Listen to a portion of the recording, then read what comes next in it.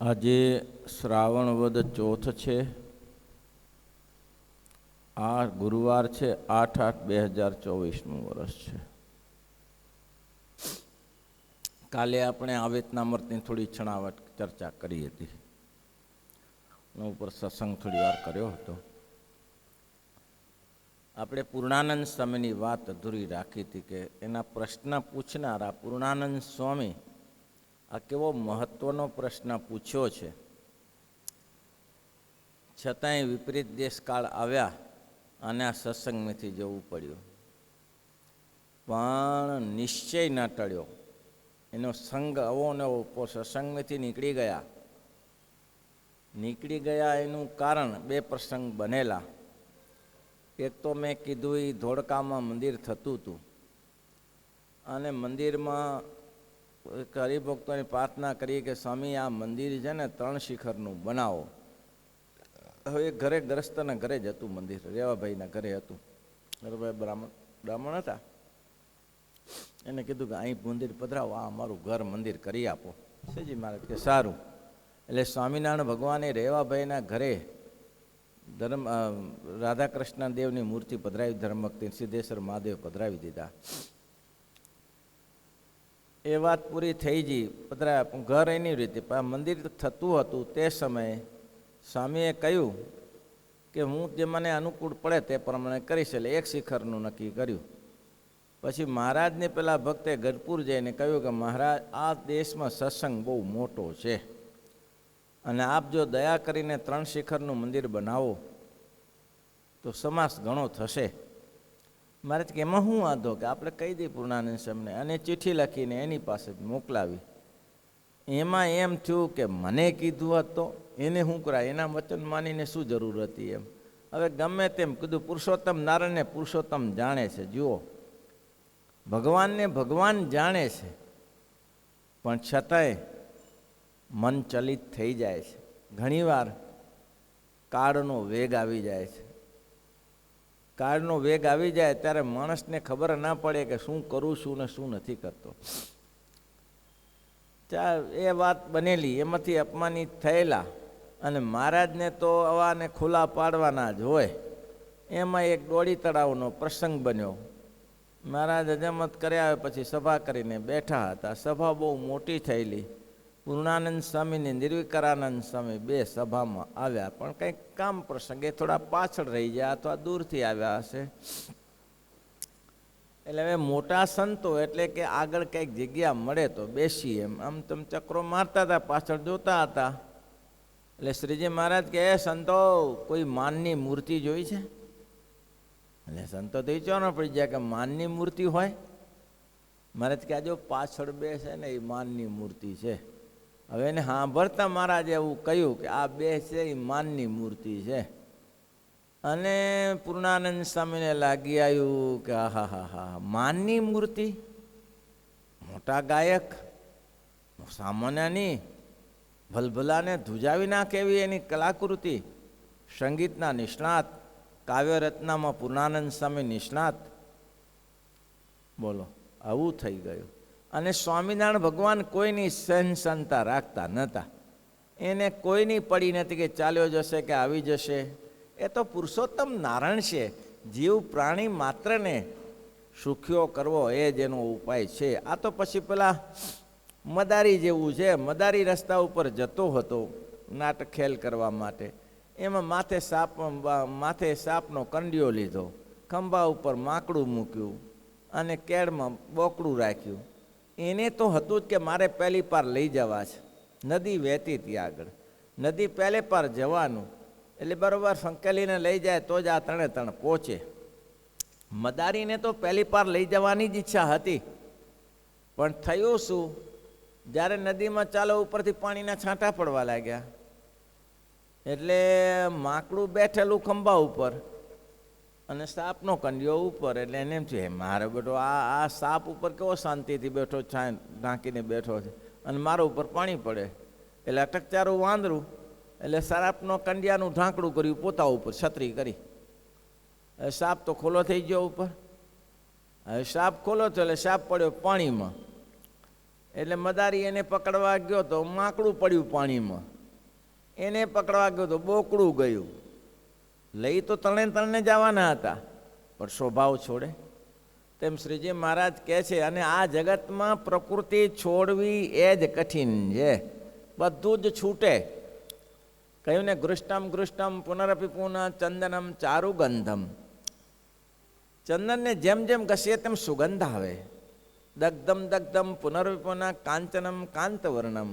સોનાને જેમ જેમ ગરમ કરીએ ઓગાડીએ તેમ ખરાબો નીકળી જાય ને શુદ્ધ થઈ જાય.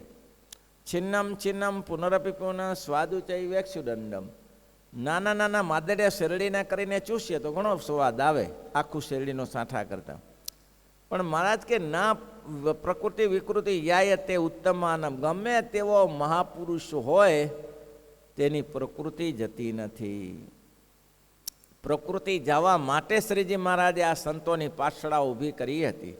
ઘણીવાર અપમાન કરે, ઘણીવાર મહારાજ છે એ પ્રકરણ ફેરવી દે, ઘણીવાર કંતનના કોથરા પહેરાવે. આ બધું શું કરવા માટે? આ કરવાનું શું હતું? અરે મહારાજ કે સાધુ તો એવો હોવો જોઈએ કે પાણીમાં જીવી શકે, રેતી ઉપર જીવી શકે, પૃથ્વી ઉપર જીવી શકે. જ્યાં જેવો સમય તેવો સાધુ સાવધાન થઈ જાય. એના માટે શ્રીજી મહારાજના પ્રકરણ વારાફરતી ચાલ્યા કરતા હતા. એમાં પૂર્ણાનંદ સ્વામીનું નિર્વિકલ્પાનંદનું અપમાન થયું. નિર્વિકારાનંદ તો ક્યાં ગયા એ નામ નિશાન નથી, પણ પૂર્ણાનંદ સ્વામી ફરતા પોતે કવિ હતા. પૂર્ણાનંદ સ્વામીને થયું કે ચાલો હવે રાજાને ત્યાં કંઈક કરીશું અને આજીવિકા મેળવીશું. આજીવિકા તો મેળવી પડે ને કંઈ. પોતે હેબતપુરનો છોકરો અહીંયા આપણે એક હતો, એક ઠૂંઠો છોકરો અહીંયા સામે જ રહે, પોતે 6ઠી પેઢી, પોતે હેબતપુરના હતા. ત્યાં જઈને લગ્ન કર્યા. બધું એ તો લગ્ન થઈ જાય પછી છોકરાનો ભાગ મળવો જોઈએ ને પાછો ભાઈઓ ભાગમાંથી. હવે તું આટલા દિવસ પડ્યો રહ્યો અને બધા ભાગ વેચી કાઢ્યો, હવે તને ભાગ શું મળે? હવે શું મળે આમાંથી? એટલે આ ભાઈ થઈ જાય એકલા. હવે શું કરું? ઘરવાળી રહે ખરી? છોકરા ત્યાં બધું થયું, પણ ખવડાવવાનું તો જોઈએ ને કાંઈ, આજીવિકતા જોઈએ ને. પણ નિષ્ઠા એની જુઓ, નિષ્ઠા. ધ્રાંગધરાના રાજાને ખબર પડી કે પૂર્ણાનંદ ગજા ગઢવી આવ્યા છે. જાતે ગઢવીનું લોહી, કાવ્યશક્તિ પોતાની કુદરતી. એટલે ધ્રાંગધરના રાજાએ બોલાવ્યા કે તમે હવે સ્વામિનારાયણને છોડી દીધા છે, હવે મારા દરબારમાં રહો, હું તમારી આજીવિકા પૂરી પાડીશ, તમે મારા કાવ્ય કીર્તન બનાવો. પૂર્ણાનંદ સ્વામી શું કહે છે? મહારાજા, તમને કોટાન કોટી ધન્યવાદ તમને મારા આમંત્રણ બદલ, પણ મારાથી નહીં બની શકે. કેમ? તો કે નહીં બની શકે એનું કારણ એક જ છે, જે મોઢે પાંદબેડા ચાવ્યા હોય ને ત્યાં કોલસા ન ચવાય. જે મોઢે પાંદબેડા ચાવ્યા હોય તે કોલસા ન ચવાય. મહારાજા, ભગવાન સ્વામિનારાયણ તો સ્વામિનારાયણ છે. મારે એને અનુકૂળ ના આવ્યું એ વાત અલગ છે, પણ જગતના ઉદ્ધારક છે, સુખદાયક છે, જીવનું કલ્યાણ કરવા. આ તો સ્વભાવ મારા એવા છે, એ સ્વભાવને કારણે હું ટકી શક્યો નહીં. બાકી સ્વામિનારાયણમાં કંઈ દોષ નથી હો. હું તમારા કાવ્ય કીર્તન નહીં કરી શકું, મારાથી ના થાય. એક ફરા સ્વામિનારાયણના ગુણાનુવાદ ગાયા પછી હું જગતના ગુણાનુવાદ નહીં ગાતો ક્યારે. અને છેવટે મોસાળમાં ચંદ્રાસણ રહ્યા સાણંદ જોડે. ચંદ્રાસણમાં એની જિંદગી પૂરી કરી અને ચંદ્રાસણથી એકવાર કાલુપુર મંદિરે આવેલા. અને એ મંદિરમાં પંક્તિ થઈ, જમવા બેઠા ગ્રસ્તોની. જમ્યા પછી પાણીની બહુ તકલીફ. અત્યારે લીલા લહેર છે ભાઈ, કોઈ વાતની ખામી નથી. પાણીની મુસીબત, પાણી માપનું મળે એટલે પાણી હાથ ધોરાવાનું ને પીવાનું પાણીની લાઈન લાગે. બીજી કોઈ લાઈનની જમણવાર તો પતી જાય. હવે એમાં જમણ ત્યાં ને પહેલાં કોઈ સાધુ પાણી પાતો હશે એને જોયો, આ નફટ અહીંયા ક્યાંથી આવ્યો પાછો? હવે તો નીકળી ગયેલો, વિમુક્ત થયેલો છે ને. ધક્કો મારીને કાઢી મૂક્યો. ત્યારે એને સાખી બોલી, ગજો મટીને ગધો થયો. ગજો મટીને ગધો થયો, ગઈ વેદની વાણી. ગજો મટીને ગધો થયો, ગઈ વેદની વાણી. શેર શેર ઘીના કોગળા કરતા પણ પીવા ન મળ્યું પાણી. ભાઈ આવું થયું. સ્વામિનારાયણ ભગવાનના દરબારમાં હતા ત્યારે જ્યારે કંઠ જ્યારે સરખો રાખવા માટે સ્વામિનારાયણ ભગવાને કહેલું તમારે એક શેર ઘીના કોગળા કરવા તો તમારે જરા પગ પાયું રહે દર્દ હતું એટલે તો એનાથી મટી જશે. મહારાજના વચને શેર શેર ઘીના કોગળા કરતા પણ એક શેર પીવા માટે પાણી ન મળ્યું. આ સાધુ સમાજને માટે અતિશય મહત્વનું છે કે જ્યાં સુધી સ્વામિનારાયણના દરબારમાં છીએ ત્યાં સુધી તાગડધીના કરીએ છીએ. આ સ્વામિનારાયણ ભગવાનની ચૂંદડી ઉતારી નાખ્યા પછી જુઓ કેટલા સુખી થયા. એક તો બતાવો. આ છેલ્લે હમણાં શાસ્ત્રી કે આ બહુ સારા છે ને આ એ હમણાં કૂટાઈ મરે છે. મેં કીધું મુકુંદ આવો મોટો ધરંધર મારો બેટો જબરજસ્ત, કોઈ ના પહોંચ્યું તો અમેરિકાની વિધાનસભામાં પહોંચી ગયો. એવો મોટો બહાદુર અને મૂડીનો મહાન થઈને બેઠેલો, પણ જ્યારે નીકળ્યા પછી કોડીનો થઈ ગયો. એક પૂર્ણકુટી લઈને બેઠો છે. બોલો, કાંઈ ચાલતું નહીં ભાઈ. આ મહારાજનું પ્રારબ્ધ ભોગવીએ છીએ, આપનું પ્રારબ્ધ નથી. કોઈ એમ માને કે આ સ્વામિનારાયણના સાધુ આપણે મહેનત કરીએ છીએ ને મેળવીએ છીએ. મહેનત કરીને તો મજૂરો મળી જાય છે. આ કામ કરે છે, લોકોને ટીપે છે, જોતા નહીં આપણે કામ ધંધા ઉપર મજૂરી નહીં કરતા. મજૂરી કરીને તૂટી જાય છે. તેમ છતાં અને આપણે એવું શું ભણ્યા છીએ? આપણે કંઈ વિદ્વાન થયા નથી, ડૉક્ટર નથી થયા, પંડિત નથી થયા. આપણે 2 5 ચોકડી 10 ચોકડી 12 ચોકડી ભણ્યા હોઈએ અને આ સ્વામિનારાયણ સંપ્રદાયના દરબારમાં રાજ માનીએ છીએ, સુખ શાંતિ અનુભવીએ છીએ. એ સ્વામિનારાયણની કૃપા છે ભાઈ. અહીં નિશ્ચયની વાત હતી. પૂર્ણાનંદ સ્વામી ચંદ્રાસણમાં રહેતા હતા અને ચંદ્રાસણમાં અત્યારે મંદિર બનાવ્યું છે. ચંદ્રાસણમાં જૂનું મંદિર હતું, બહુ જીર્ણ હતું મંદિર છે અત્યારે. ત્યાં રહેતા હતા અને ત્યાં પણ સત્સંગ કરાવતા હતા ગ્રસ્તાશ્રમમાં રહીને.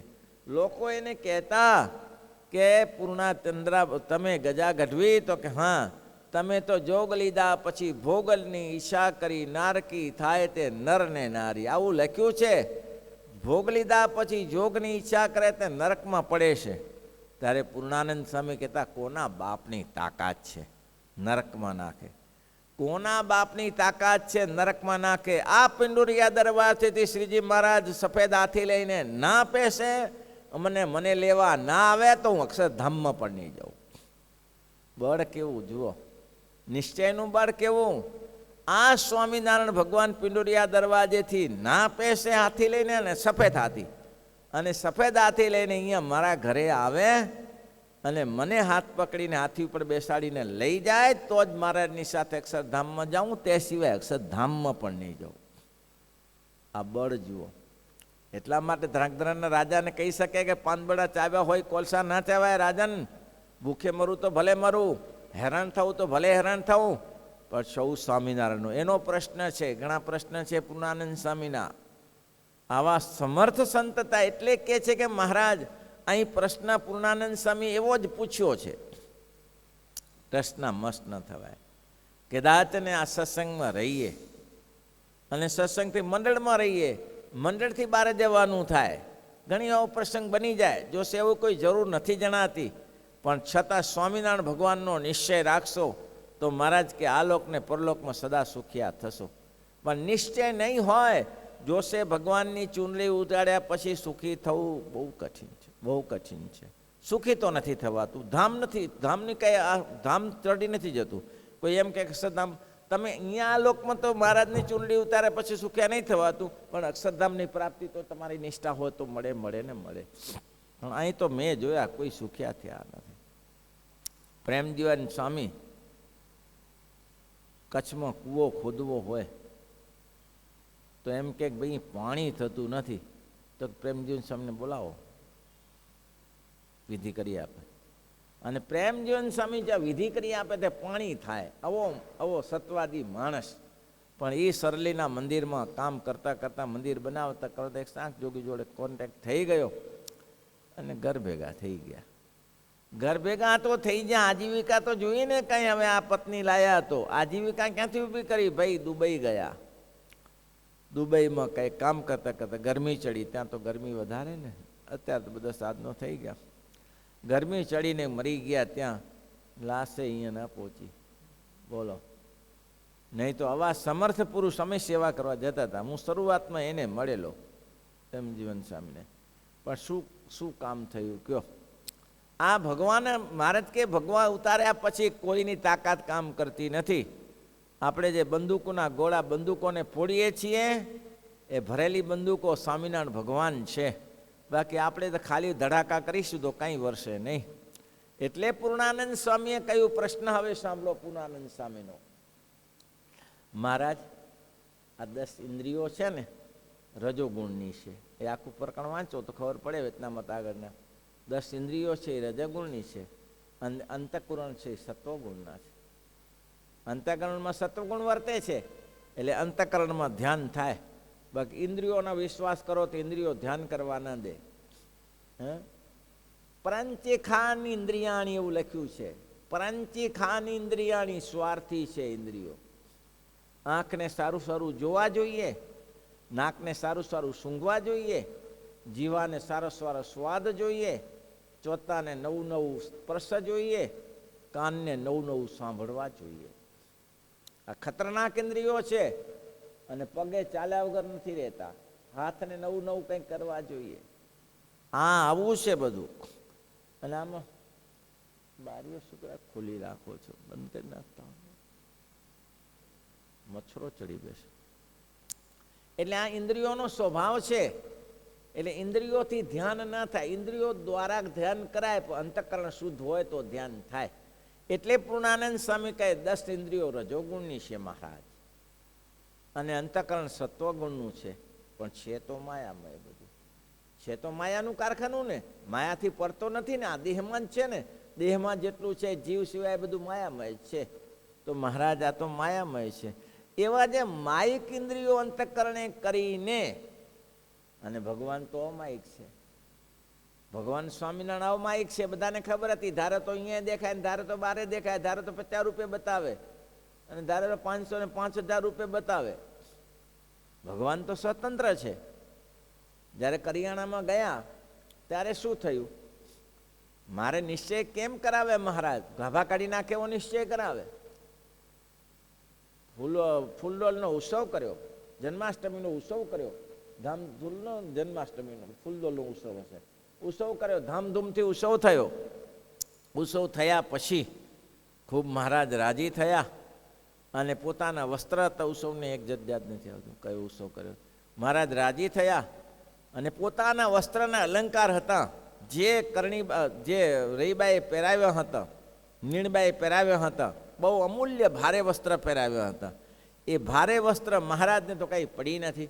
ભારે હોય કે હલકા હોય, મહારાજે પહેરી અને સભા શોભાવી, અને મહારાજે અલિયા ખાચરને પહેરાવી દીધા. મહારાજ કે લ્યો, જેવી મારી સામર્થ્ય એવી તમારી સામર્થ્ય. જાઓ દેશ વિદેશમાં વિતરણ કરો તમારા સખાઓની સાથે, અને સત્સંગ કરાવો. પણ ધ્યાન રાખજો, સત્સંગ કરાવો પણ તમે પૂજાતા નહીં. સત્સંગ કરાવવા પૂરતો જ આદેશ આપ્યો છે. જાતે પૂજાવા લાગ્યા, પોતે કહેવા લાગ્યા હું જ સ્વામિનારાયણ, આ સમાધિ કરાવું છું ને. આવું થયું. મહારાજે ખેંચી લીધું. આવું થાય. પછી મહારાજે નાટક કર્યું. એક ભાઈ આવ્યા કોટડાથી, ને પૂછ્યું ક્યાંથી આવું કોટડાથી. તો કોટડામાં બાબા સાહેબ સિયાજીરાવના ગાયકવાડીના જે મંત્રી છે, ખંડિયું ઉઘરાવે છે, એ ક્યાં છે? કોટડા જ છે. કાલે અહીંયા આવવાના છે. કદાચ 2-3 કલાકમાં આવી જશે. આજે નીકળ્યા હશે તો. મહારાજ કેમ? તો કે હા. મહારાજ દાહ ખાચરને કહ્યું, ત્યાંના રાજા દાહ ખાચર, આ કોણ છે જાણો છો? બાબા સાહેબ. બાબા સાહેબને ઓળખો છો? હા, એ મહારાજ રાજાનો સુબો છે. એ અહીંયા શું કરવા આવે? એ ખંડડી ઉઘરાવા આવે છે. ખંડડી ઉઘરાવા નથી આવતો, એ અમને પકડવા આવે છે. અમને પકડવા આવે છે. ક્યાં છે મીનબા? જી મહારાજ, ગમે તો સંતાડી દો, નહીં તો પકડી જશે. હમણાં આવશે. કોઈ પણ જગ્યાએ સંતાડો. પણ મહારાજ હું સંતાડવા જેવું હોય શું? અહીંયા કરે ડામચીઓ પડ્યો. તો મહારાજ કે આમાં ગોદડા રે, આમાં કઈ માણસ ના સંતાડી છે. અરે ગમે તે સંતાડો, અમને આ લઈ જશે મેળા ઉપર. અરે મેળા ઉપર ના રહેવાય મહારાજ. અરે શું ના રહેવાય? તમને અમને અહીંયાથી પકડાવા છે એમ ને? ત્યારે તમને એમના આમ પકડાવા છે, અહીંયા તમારે પકડાવવા માટે અહીંયા આવ્યા છીએ. અને એવા શબ્દ બોલે પછી મારે આ પટારામાં શું છે? હવે પટારો 10x10નો, 10x10નો પટારો.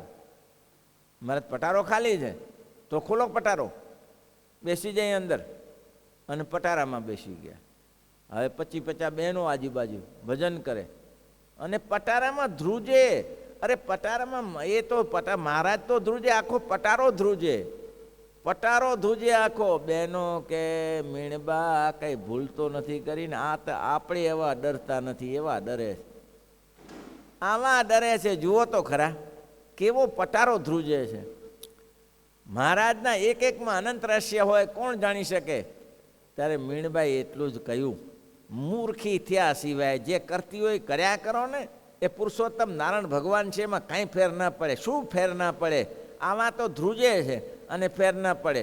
અને એ તો ધ્રુજે, પટારો ધ્રુજે. મહારાજ કે આ પટારો 10x10નો છે. તમે 5 જેડી પડી અંદર ભેગી પડીને ધ્રુજાઓ, આમ ધ્રુજે પટારો. તમે 5 જણી ભેગી અંદર પડો ને પટારો ધ્રુજાઓ, ધ્રુજે. ત્યારે સ્ત્રીઓને ખબર પડી કે આ પટારો ધ્રુજે છે એ જ મોટો ચમત્કાર છે. આ પટારો ક્યાંથી ધ્રુજે? અને મીણબાઈ કે તમને મહારાજ શું થાય છે? મહારાજ કે કેમ, શું અમને પકડાવા છે? અરે મહારાજ, આ જગતમાં તમને પકડનારો છે કોણ? તમે પુરુષોત્તમ નારાયણ છો. એ તમને પુરુષોત્તમ નારાયણ પણ ભૂલાઈ ગયું કે શું? મહારાજ કે એમ તો કે મહારાજને મીણબા કે હું બારે બેઠી છું, આવે તો ખરો બાબા સાહેબ, અહીંયા ભોડા ભાંગી નાખું બધાના, હું તો આંબેલું લઈને ઊભું છું. મહારાજ કે એવું છે? તો કે હા. અને તમે ભગવાન થઈને આવા નાટક કરો? મહારાજ કે અમે ભગવાન છીએ? તો કે હા. પછી મહારાજ બારે નીકળ્યા. મહારાજ કે ભગવાન છીએ અમે? તો કે હા. તમે ભગવાન નહીં કોણ છો? ભાઈ એને પુરુષોત્તમ નારાયણ સંતાતા હતા, 13 પાર્ષદો, ખાલી 13 જ પાર્ષદો. એ છોકરો આટલા બધા પંખા એકસાથે સુકરા કરો, જરૂર પડે એમ કરવાનો, અવાજ કરે. 13 પાર્ષદો. મહારાજે કીધું ચાલો અત્યારે તારે બાબા સાહેબને ખબર પાડી દઈએ અમે ભગવાન છીએ. તો ઉપર એક ચંદ્રો બંધાયો અને ચંદ્રોને 4 જણા પકડી રાખ્યો. અને ભર બપોરે મહારાજ ત્યાં કણભા કાળુભા નદીને કિનારે ગયા, બોક છે ત્યાં, બોકમાં ગયા. અને ત્યાં જઈને મહારાજને કહ્યું, મહારાજ કે બોક ઉપર ચડી જાઓ, 13 પાર્ષદો બોક ઉપર ચડી જાઓ અને હું કારે બંદૂકના બધા ભડાકા કરો તમે. અને ચડી ગયા પાર્ષદો. બાબા સાહેબનું લશ્કર સામે, 5000 માણસનું લશ્કર બાબા સાહેબનું સામે ઊભેલું. અને આ બધા ગોફ પર ચડી ગયા. અને ત્યાં જઈને મહારાજે કીધું એટલે બંદૂકના ભડાકા કર્યા. અને જે 5000નું લશ્કર રિયો ફિયો થઈ ગયું, કોઈ ઊભું ન રહ્યું, તે એક માણસ ઊભો ન રહ્યો. બાબા સાહેબ કે મારી નાખ્યા, ભાગો નહીં તો આજે તો આ મારા 5-10 હજાર પાર્ષદો ભેગા થયા છે બંદૂકધારીઓ, એ આપણે છોડશે? હવે 13 જ પાર્ષદો હતા કે આટલા બધા ભેગા થયા, આપણે છોડે ખરા? હારા મારી નાખ્યા. તો ભાગો હોય તો મર્યા કે જાર. સ્વામિનારાયણ એકલા હોય ને ત્યારે પહોંચી વળીશું, અત્યારે નહીં. શ્રીજી મહારાજે ખેલ પતાવી દરબારમાં આવ્યા. દરબારમાં આવીને કે ક્યાં છે મીણીબા પેલો ઘોડો, મરદાલ ઘોડો? હવે મરદાલ ઘોડો હતો તે. મરદાલ ઘોડો ક્યાં છે? મહારાજ આવ્યો, લાવો અહીંયા. મહારાજે ઢાલ તરવાર ધારણ કરી, બંદૂક કરી અને મહારાજ કે લાવો ઘોડો લાવો. ઘોડા ઉપર બેસીને બાબા સાહેબનું લશ્કર જ્યાં ભાગીને જતું હતું એના વચમાં જઈને ઊભા રહ્યા. હવે ત્યાં ભય પામતા હતા કે અમને પકડવા આવે. વચમાં જઈને ઊભા, ક્યાં છે બાબા સાહેબ? બાબા સાહેબ ક્યાં છે? તો લોકો કે આ રાયરા, એ પોતાની શું કહેવાય પેલી બગીમાં બેઠા હતા, ઉપર ઢાંકેલું બધું પેક હતું, બગીમાં બેઠા હતા. તે બાબા સાહેબ ગભરાઈ ગયો. એને કીધું હતું ને કે એકલા હોય તો પહોંચી વળીશું. બાબા સાહેબને મહારાજ કે ખોલ પડદો, પડદો ખોલ, એકલો જ આવ્યો છું, એકલો જ આવ્યો છું, તારી તાકાતો તો અજમાઈ જો. અરે બાપા મારી ભૂલ થઈ ગઈ, મારી ભૂલ થઈ ગઈ, તમારે તો પગે લાગવું કે તમારે મારે કાંઈ? મહારાજ કે પગે લાગવાનું હતું તો આ તોફાન કરવાની છે તને જરૂર હતી? પગે લાગવાનું હતું તો તોફાન કરવાની છે જરૂર? એ ચમત્કાર મળ્યા પછી બાબા સાહેબ જિંદગીમાં સ્વામિનારાયણનું અવળું નથી બોલ્યો. આ ચમત્કાર મળ્યા પહેલે હંમેશને માટે પકડવા માટે પ્રયત્ન કરતો હતો, પણ આ ચમત્કાર મળ્યા પછી ક્યારેય પકડવાનો પ્રયત્ન નહીં કર્યો. અને ત્યારે મારે કે નિશ્ચયની વાત આવી છે, પણ મીણબાઈને તણખલું થયું નહીં. 38 વર્ષની નાની ઉંમરે મીણબાઈએ દેહ કર્યો, દેહ ત્યાગ કર્યો ને મહારાજે માથે રહીને નિશ્ચય એવો છે, નિશ્ચયમાં જો ફેર પડ્યો તો મહારાજ કે કોઈના નહીં રહો, નિશ્ચય અટળ રાખો. એટલે પૂર્ણાંત સ્વામી કહ્યું કે નિશ્ચય થાય કેમ, એટલે મહારાજે આખું આટલું જ કહેવાનું હતું. એવા જે પુરુષોત્તમ નારાયણ છે એ મનુષ્ય દેહ ધારણ કરે છે, એમાં આખું ઉપાયું પૃથ્વી એટલી મોટી છે ને પૃથ્વીથી જળ એટલું મોટું ને જળથી તેજ મોટું ને તેજથી વાયુ મોટો ને વાયુથી આકાશ મોટો ને આકાશથી અહંકાર મોટો ને અહંકારથી મહત્ત્વ મોટું ને મહત્ત્વથી વિરાટ મોટું ને વિરાટથી પછી લઈને બ્રહ્મા વિષ્ણુ શિવ મોટા ને આ બધું ઉપાડ્યું. પછી પ્રકૃતિ પુરુષ મોટા ને પ્રકૃતિ પુરુષથી મહાપુરુષ મોટા ને મહાપુરુષથી પછી અક્ષર મોટું ને અક્ષર પર પુરુષોત્તમ નારાયણ ભગવાન છે એ મનુષ્યનું દેહ ધારણ કરે. આટલું બધું કહી દીધું. બોલો આ વચનામૃતમાં મહારાજને આ વસ્તુ હતી કે અમે કોણ છીએ બતાવવા માટે. શ્રીપતિ